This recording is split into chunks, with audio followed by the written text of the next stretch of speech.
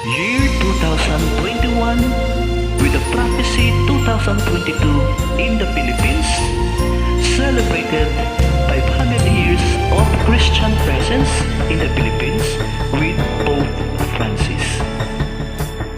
500 taong biyaya. Salamat Panginoon sa iyong punla.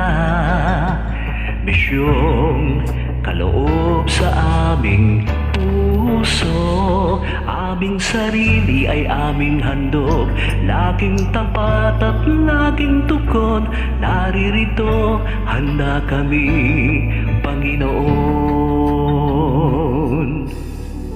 Kami hahayo sa iba't ibang dako, hatid ang iyong salita at paglilingkod.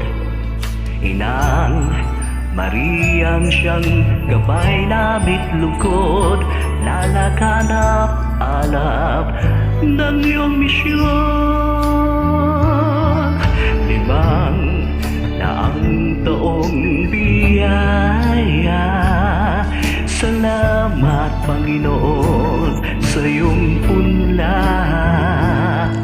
Misyong kaloob sa aming puso, aming sarili ay aming handog, laging tapat at laging tukon, naririto, handa kami, Panginoon.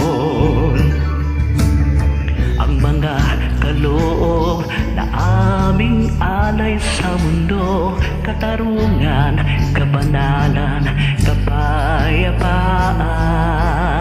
Sa esensyal na ito maniniwala ang mundo, pagmamahal namin sa bawat tao.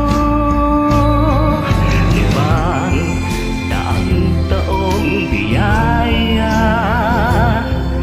Salamat, salamat Panginoon. 500 taong biyaya. Salamat Panginoon sa iyong punla. Misyong kaloob sa aming puso, aming sarili ay aming handog, laging tapat at laging tukon, naririto, handa kami,